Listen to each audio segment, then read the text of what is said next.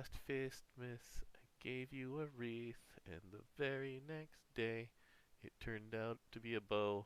What's up, DJ? Alright. I'm still laughing that the wreath is a bow. It's like it makes sense if you've ever played Ring Fit or done resistance ring exercise. It's just thanks, Granblue Fantasy. I mean, at least this one has to make sense. Yeah, It has some sense in there.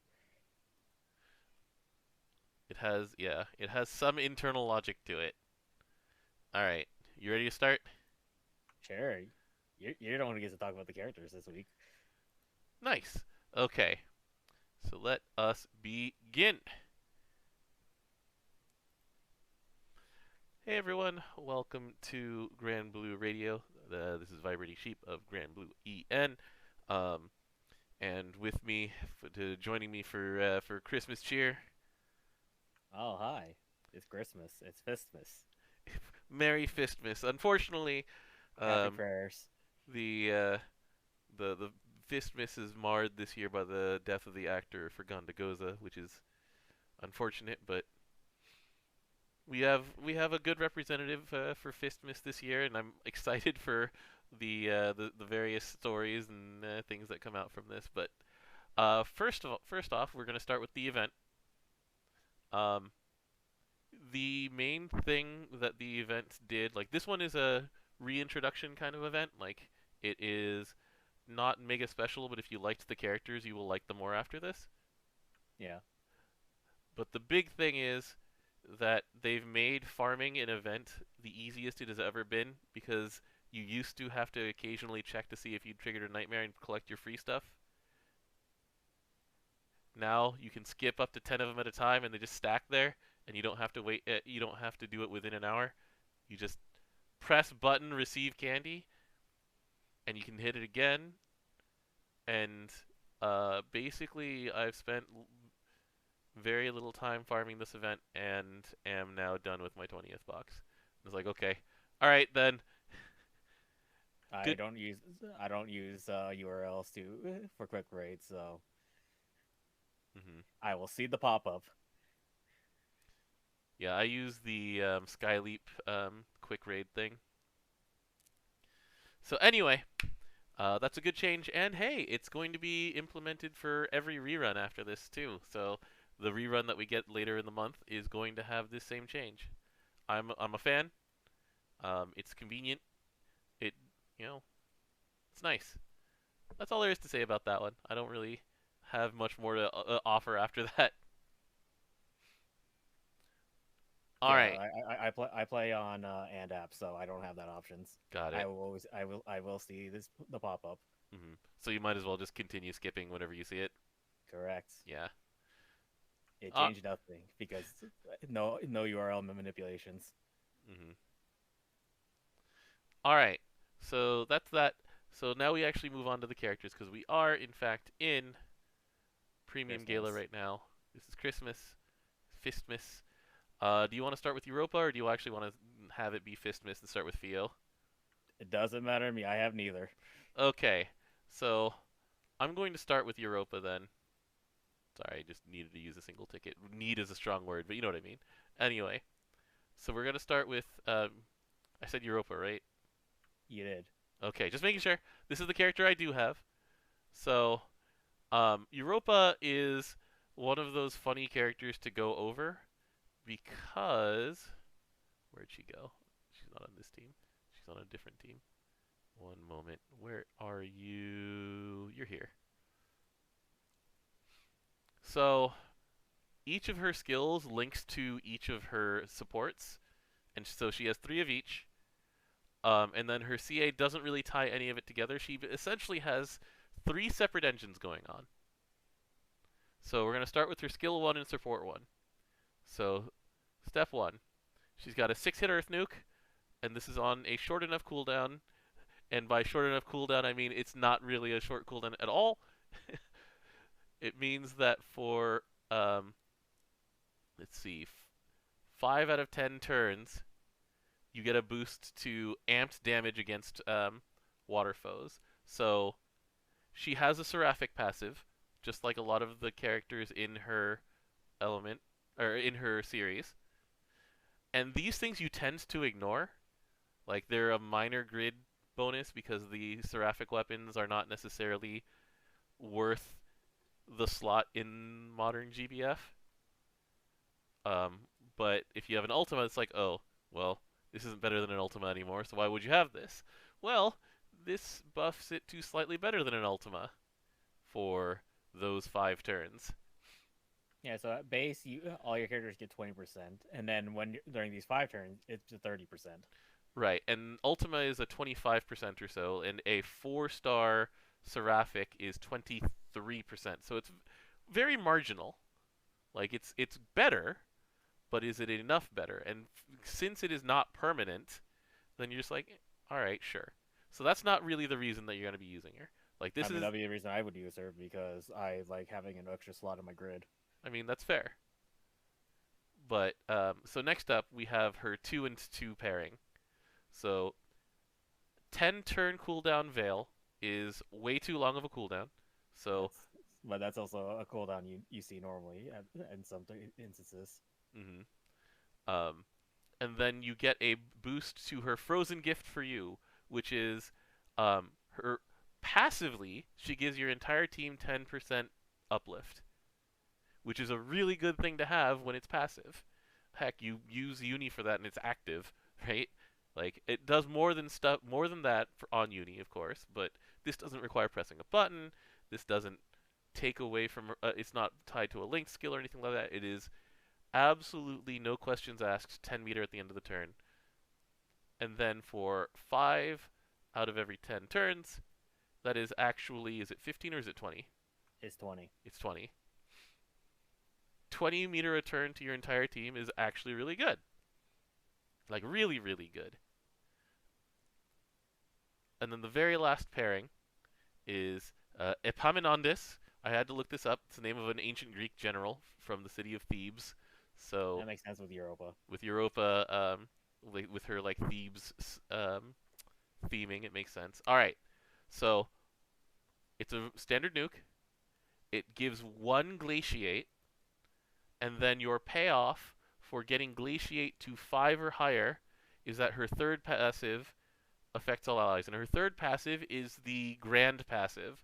So she doesn't gain charge bar when she attacks, which is fine because she has passive uplift. She has amplified attack damage, which stacks with Seraphic. She always triple attacks, and she's immune to being dispelled. But when you're at 5 glaciate, this affects everybody. Right. And so um, the the challenge that I've had so far is trying to get every piece of this engine to work with each other because a lot of these things don't necessarily work together. And so, all right, here's Bright Snowflake. This is the last piece of this puzzle. So, because she has the Grand passive, she has unworldly damage on her CA, and it's 2 levels of Glaciate, along with a heal and a Clarity. So, And that's the heal and clarity is to everybody on your team. mhm. So that's there's a whole lot of stuff packed in here, and the question is how you can make all of this work together. So for example, people were like, all right, what happens with her passive uplift if we put her in the existing CA every turn shell with Valentine's, Monica, and Satyr and Aada? And the answer is she's very slightly worse than Monica because Monica gives more meter than she does. Monica is 30, and that's every turn. And it's every turn when you're doing a loop. And if you're looping, that also means if you have your 150 Aada, you don't need the what's it called? You don't need the clarity half the time. Hmm. And so she doesn't go there. Like she can, but she's not the best part of it. Like you can kind of, sort of, put her um in Satyr's spot, But but Satyr also debuffs every turn, so you have constant application of that. yeah, she only debuffs with Glaciate, and Glaciate is not going to you know, keep you alive. keep you alive the same kind of way. So the next option that I'm going to start trying is when you use her with the stay at low health and just deal gigantic chunky auto attacks team. So when you so Threo already guarantees her own triple attacks. Fiorito does not. Beatrix does not. So those characters, Ire does not. Those characters can actually benefit from the Lustrous Mercury passive, and they can benefit from the Frozen Gift for you. So they can actually benefit from all of these pieces. And the question becomes then, how do you keep everybody alive? Because one of the But things is also, how do you keep them in red? Because you might heal them out of red. also true. And so we're trying to figure. Bea doesn't need to be in red, admittedly. She actually benefits from healing enough that she can hit her skill 3 again. She doesn't need to be in red in order to triple attack. It's just that she needs to be at like 40% or below, I think, to get her buff that lets her CA. Let me see this. And She so gets Air Mortal Blue from what does it do? Being less than 50%. 50%. So Bea specifically benefits from this kit a lot because she doesn't mind being healed for a pretty decent chunk. Fiorito can do fine.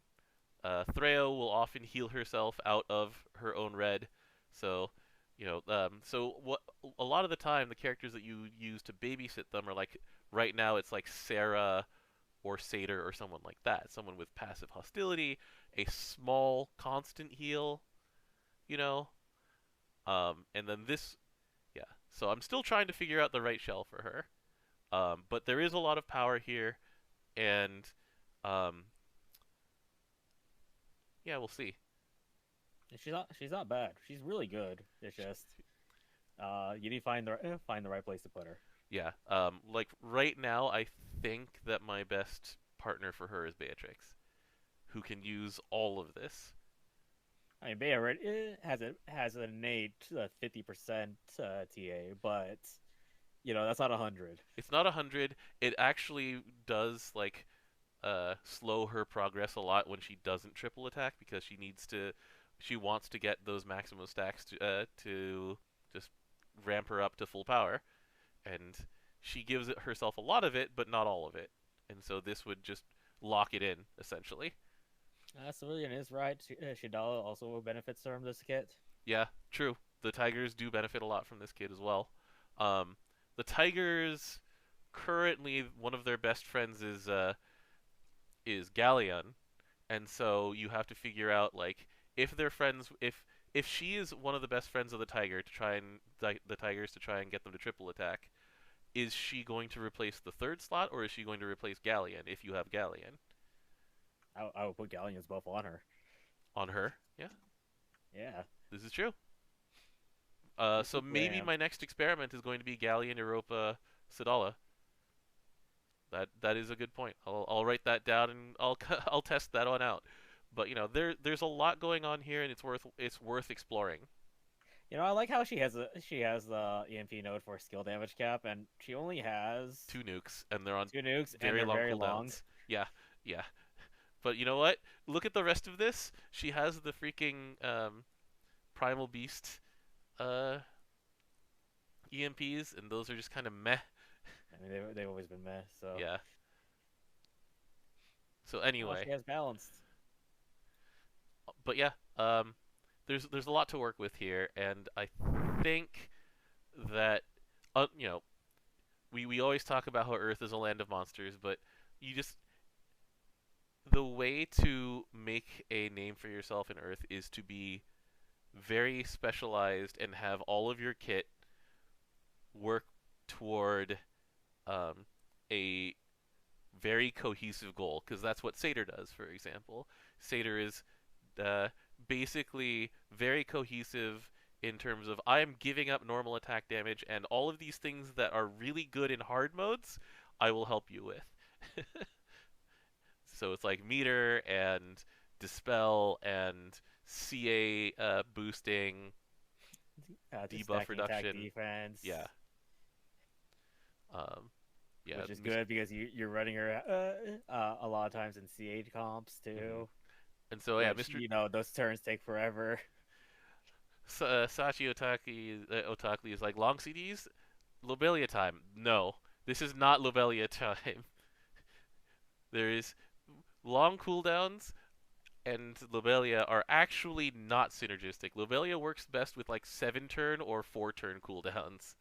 You have a 7 turn. It's not skill 3. I can't say it out loud. Yeah. But the problem with it is that this is not the one that you really want to cast 2 turns in a row. The funnier part is it'll guarantee triple attacks for Lobelia. It's like sick. Well, hey. If when Lobelia is resetting a 7 turn cooldown specifically, it's he's not going to triple attack on those 2 turns. So that exact combo works as you think it does, and it's actually going to work because he will not triple attack on those turns where he's cutting cooldowns. However, like the rest of the time, they're not really working together at all. Hey, you get your veil back, just slightly closer. Sure, but I'm making jokes. We can move on. yeah, okay, let's move on. All right. So the other character that we have is the reason that we're saying Merry Fistmas. Oh wait, hold on. I have one more thing. What's up? All right, hit me. Why does her weapon give Triumph and restraint Oh, this on one. the character with guaranteed triple attack? Look, they can't all be winners, okay? We don't want chase weapons in Christmas or Halloween. Like, you know how annoying it is to just not have creepy claws? Yes, I do. Yeah, exactly. Let's not make any more of those. Let's discourage those from happening. All right. So we're Yeah, but moving on. you should make them like really not synergistic with your character. Fair enough. So, I'm lingering on this screen that previews Fio's animations for a second because I'm a sucker for just throwing off your jacket and brawling. All right, so let's go and talk about Christmas Fiorito. So Christmas Fiorito, the first and foremost thing is that they introduce a new contractor in her fate. So she is very clearly, just like Tico last year, and True, etc., setting up for another Marionette Stars event, which I'm excited for. I'm all for this. And then, so Fio, we're going to scroll down straight to her passives because there is a quest here. So, Personal Trainer. When a Dark Ally uses a skill that consumes HP or uses max HP, they get bulked. And this also happens when she's in sub, and your bulk raises your attack, your defense, and your damage cap. And it stacks up to 5. Um, and so this quest, they're just like, all right, Predator does it, but she usually does it once or twice before dying. But, raising Predator's damage cap is a very worthwhile thing. Um, Lunalu is actually very good at this. Yeah. So maybe Lunalu. But anyway, it's like people were searching around going, Zoe only does it once every like 12 turns, and it She only doesn't have a real CA, and it only affects herself. yeah, And because it's upon using a skill, so it's not when their HP are consumed by something. So like Doctor MC will only do it for themselves, even as their what is it, sucking madness away capsule someone or whatever. else's. Yeah, and so this is a very hard quest, and the thing that will really like it's there for herself and then for seeding future things. But right now, this is very hard to do. And then we go to her actual kit. So you keep in mind that she wants to eat her HP and get it to 5. So she needs to get to bulk 5. So you want to bulk up. So she sacrifices HP and then she gets double strike. And it's a 6 quote unquote turn cooldown that goes down Well, with when she levels. it's 5, Yeah. quote unquote, on the quote unquote. Right. It's never going to actually be 5 turns because when she CAs, she's going to bulk up. And And then then gain bulk afterwards. Yeah. yeah. So the way that you're doing these things she's kind of feathery in that like she has the end cooldown and then bulk when you have 5 of her stacks. You get well when you have 5 stacks, you can hit skill 3, which ends her cooldowns, um, and then does an extra special thing, but we'll get to that later. Her basic thing is she wants to double strike, gain a bunch of meter, CA, double strike, gain a bunch of meter, etc., etc. The way that this feeds itself, because as a dark character, this is strange, right? She doesn't have triple attack and chaser to feed these things. Oh no. Except, You want to talk about skill 1? yeah, now we click on skill 1, try wish smash. So this is where the Theo part comes in. If you have 5 melee weapons in your grid, then it's dark damage to a foe and 6 buffs. So Also, this nuke goes from if you have 0 fist in your grid, your cap is 190. It goes to 1,000,000 with five weapons. mm-hmm. That's So pretty good. it gives her undying. It gives her the effect of bulk without actually having to use up Sacrifice HP. So that is attack, defense, and damage cap up for herself. It gives her dodge / tank and counter. for 5 times. It It gives only her lasts that entire turn though. yeah. It gives her triple attack, Guaranteed. chaser, 40%. and jammed, which she Dang, will. I wonder if she consumes her health some way. Anyways. So yeah, that turn 1, you're gonna bulk up once. This is assuming you have 5 melee weapons in your grid. You're gonna bulk up once. You're gonna eat your HP. She has 1 bulk stack. She then try wish smashes. You have 2 bulk. She triple attacks twice. She goes from 30 meter to 100 meter. The next turn she CAs. The third turn she hits try wish. She hits Bulk up. not try wish. She hits bulk up again. This time she's not guaranteed triple attack. She's not guaranteed triple attack this time. And so the way once you can bridge that and get enough bulk ups that you get to 5, then she gets Wreck the Halls, and Wreck the Halls turns her into Seox for 10 turns. Because at the end of turn she casts Shy Wish Smash, so she'll do the 1,000,000 nuke, and every turn for 10 turns she'll give herself Undying. If she did, she will already have had her bulk at 5, so that one's gonna be blank. She'll get 5 counters. She'll get guaranteed triple attack, 40% chaser, and jam. You know, the Undying is really good.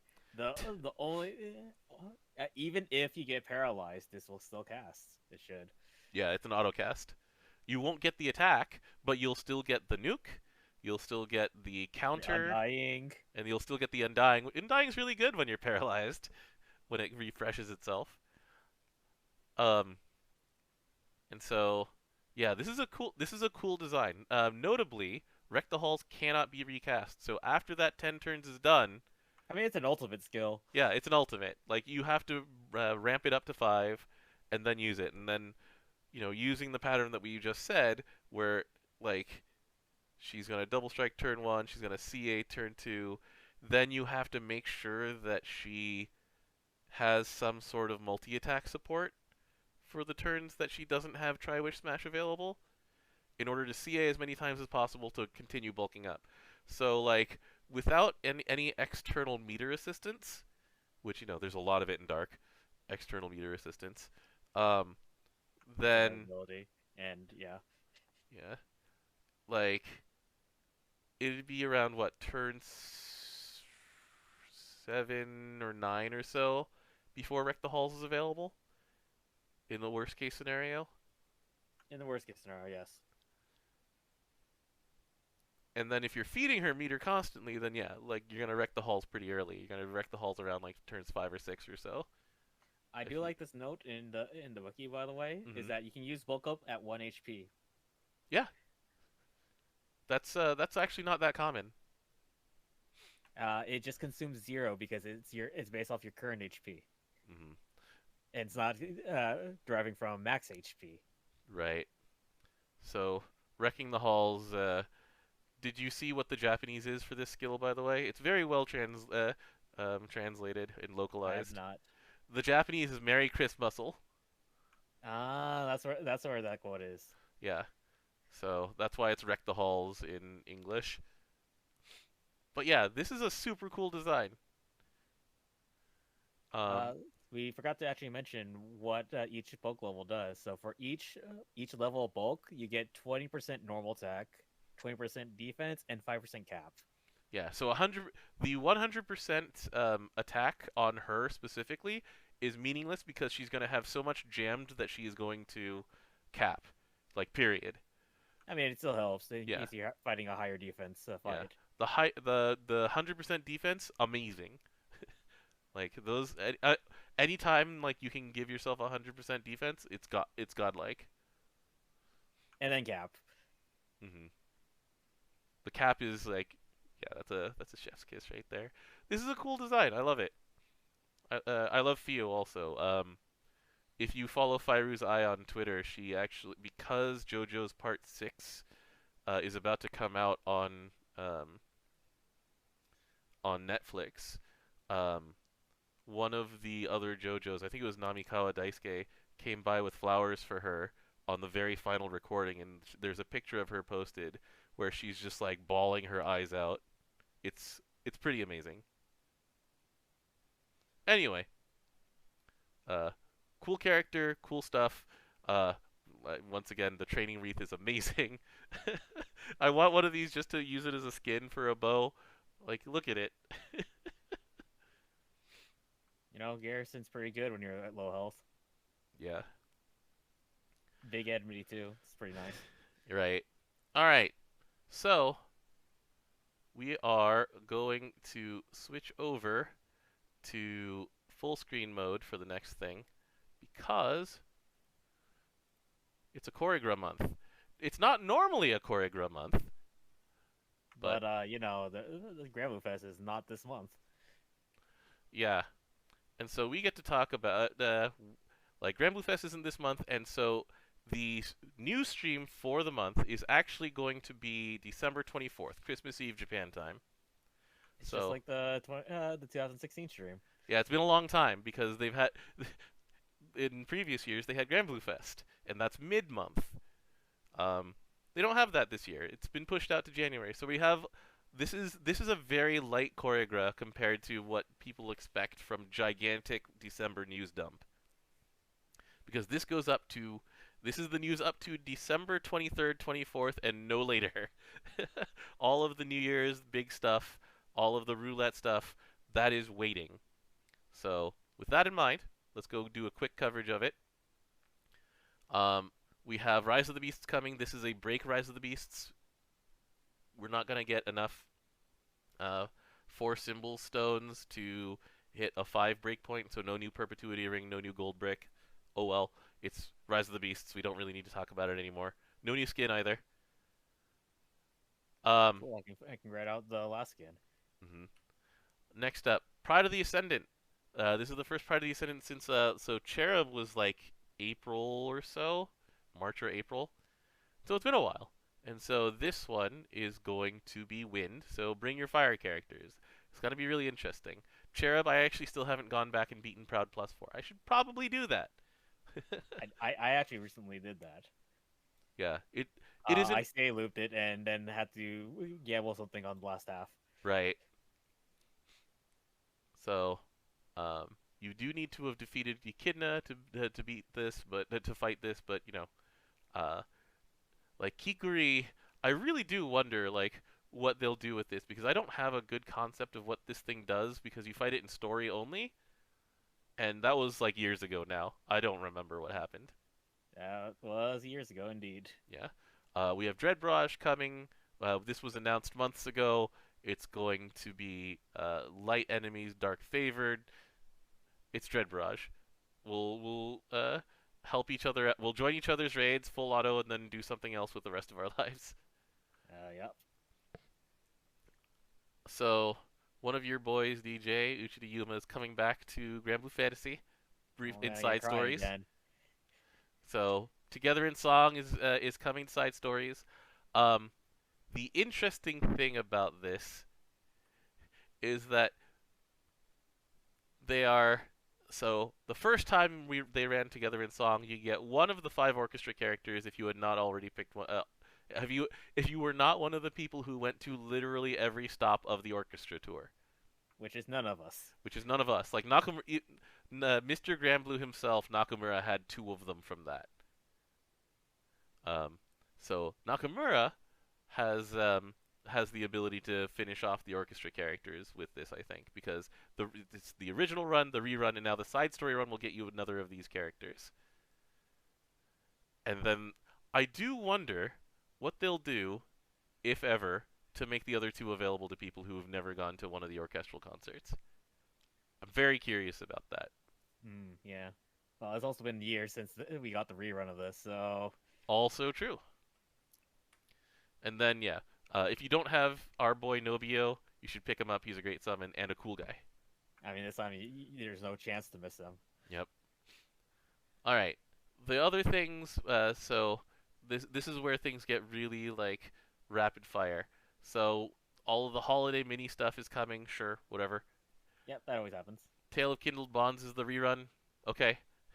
And we already mentioned that it has the new Nightmare change.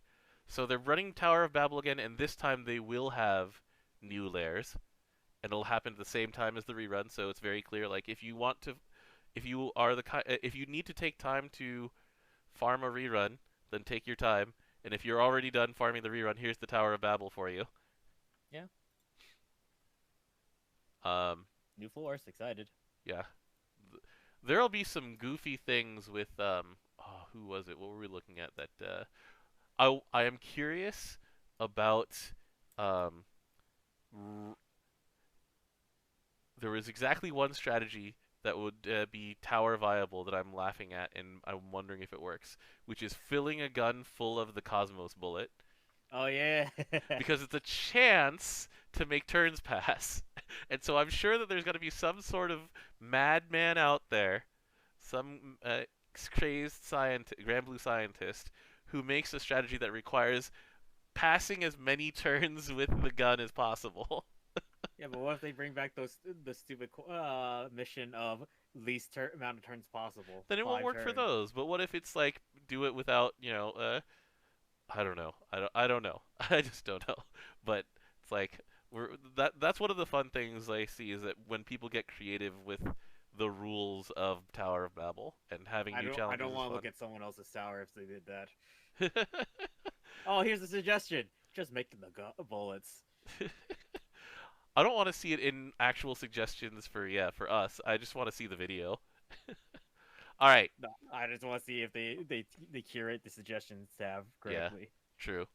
All right. And so then we have it's the time of year for just never-ending campaigns.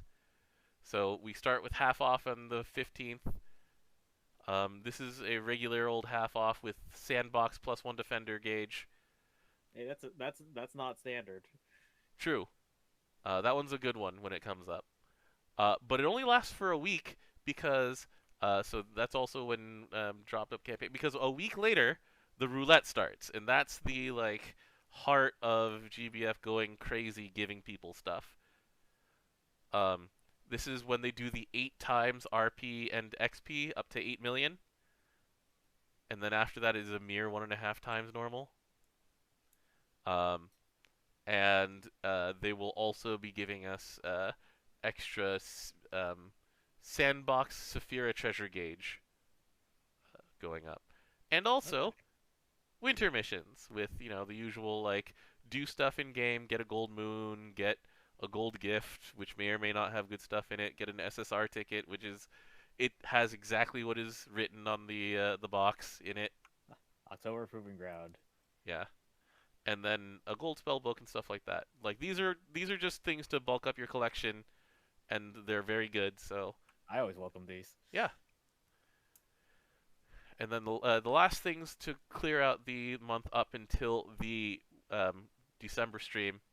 So we have a very big quality of life change to auto reserve, where you can finally get rid of all of those stupid skill jewels and skill shards in bulk. It's because they don't count as weapons. It's not just because they don't count as weapons. It's because there is a special case where they are better than just two SRs or two Rs, because the higher the skill level required, then the more points they're worth. And so it's just like, at this point though, they give us so many of them. It's just like, I just want two SRs, please. Can you just? I'm willing to take the lower value for the convenience. Thank you. I have like 4,000 SR points. I just don't want to click that much. Um, but yeah, that is a good change for people like me at least. And then there's another one where it's like, if it detects a weapon that you're reserving that's not in your auto reserve, it's like, are you sure? Do you want to auto reserve this? So that's a good one too, because I always forget to add things to auto reserve. So that's good. All right, Mhm. uh, Lancelot, Lancelot outfit coming for free. The art of it is his throw from GB Versus, which is funny to I hate that animation so much. me. Oh boy. All right, we're gonna keep going from here. It's a free outfit. It's cool art. The animations will probably not be like that special or anything like that, but it's free. Let's Yeah, keep it's moving. right. Uh, GB Versus has one of its flagship events this weekend, so I'll be staying up for that one because it starts at 4 p.m. JST, which is 11 our time. So it's actually pretty reasonable to stay up for this thing. And they might have news, or they might save it for the stream. Who knows?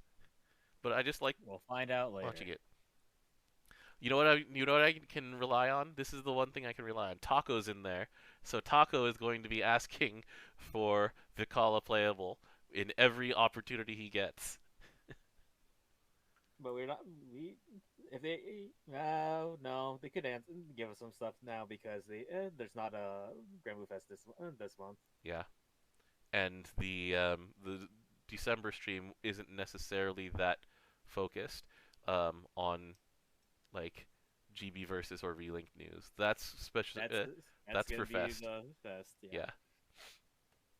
they even have their own time block out for that. hmm Uh, as I mentioned on Granblue EN, the reason it gets its own time block is because a lot of the stuff is translated in advance, and so they have to read from a script, and in order to match the subtitles and the slides, because the slides for GB Versus and Relink are in both Japanese and English because they know that people like us are watching, people who are not Yeah, just playing the GBF mobile game but are waiting for these global releases. Because as a reminder, Granblue Fantasy is not technically a globally released game. You can just we're playing the Japanese version of the game. It happens to be in English.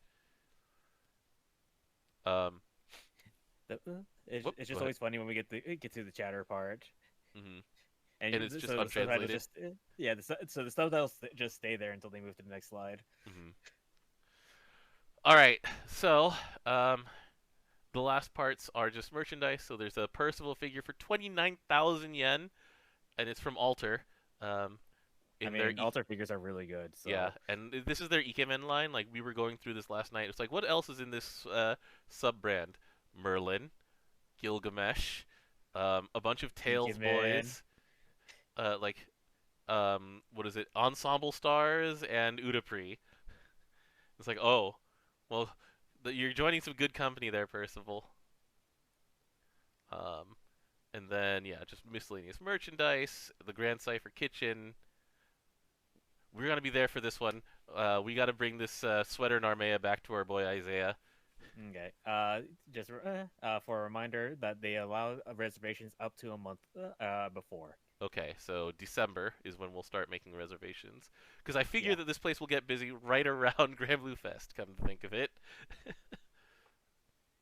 And yeah, the last thing in Koregra is the notice about the Christmas Granblue stream. This is going to be a comfy stream slash variety show stream. So it'll have news that basically lasts from December 24th through January 20th, essentially. So they'll give us like a preview of like the upcoming um, uh, they'll give us a preview of the upcoming Zodiac. They'll give us a preview of like an upcoming Grand character that gets released at the end of the year, um, and give us like January news. But this one, and they'll give away stuff, of course. But yeah, the bulk of it is leading up to Granblue Fantasy Fest in the not in December. I'm sorry, January. January. So that's it for this week. With those, it was quite a bit, but also kind of less than we normally get, which was intentional As on their expected. part. Yeah, as expected. Um, let's see here. Next week will be in the middle of Rise of the Beasts, Yes. Uh, so there's not much. yeah. Next week we'll hopefully be talking about whatever they talked about in the GV versus Cup. But if not, we're gonna hang out. We're just gonna have a good time.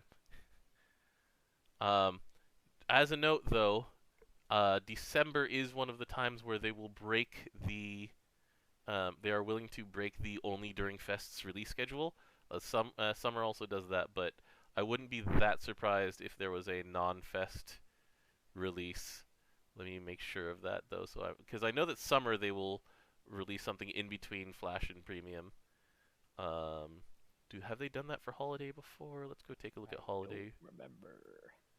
because I know that we normally get the, so let's see, 15th, 16th, 17th, 14th. No, I guess not. They usually release them as Flash Gala stuff. If Rat is a Disney reference, Bunny could be a Bugs Bunny reference. There's a lot of bunnies to choose from. I mean, there's a lot of They bunnies. literally could just go to the moon. We already have a moon bunny. That's Kaguya. No, we go even more to the moon. But the moon's full of like nanomachine monsters. Exactly. It's Yadima, but Rayberry now is bunny ears. Yes. I would stand up and applaud if it was Yadima. It won't be because she's not a general. But it'd be funny. Like I said, I would stand and applaud. Nanomachine Mochi.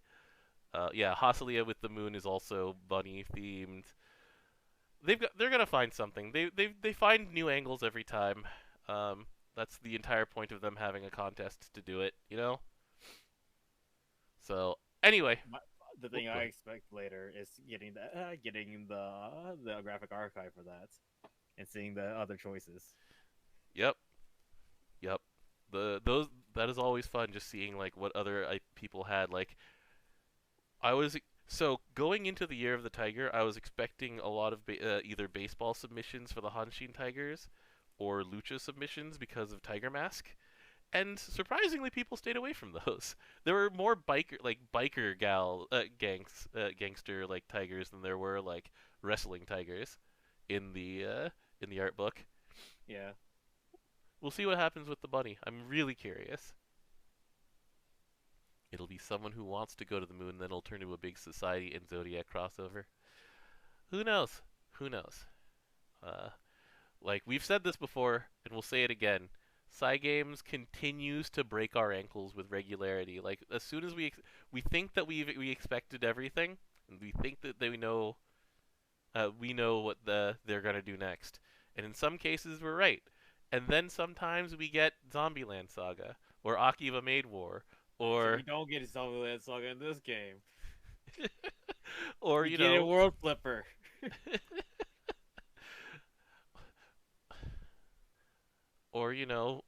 we get a freaking One Piece collab out of nowhere, and we're like, oh. Well, One Piece was kind of expected after years of Jump. I think what was the first Jump one that they did? It was Demon Slayer. Demon Slayer was like, what? Yeah. So anyway, the twist is Dragalia lost being imported into Granblue. Let's not talk That about Dragalia. R.I.P. that Dragalia, that but that has its own story it though. has rights issues, is what it has. All right, everybody. We could go another Cinderella girl. So just saying. There's always Cinderella girls. Yep, yep. There's always more Cinderella girls. Cinderella girls broke our ankles so hard this weekend. They still haven't announced that the person who voices that new one I'm in ready for my 149. ankles to be broken again. It's like, all right, sure. All right. Anyway, thanks for joining us, guys. We'll see you next week.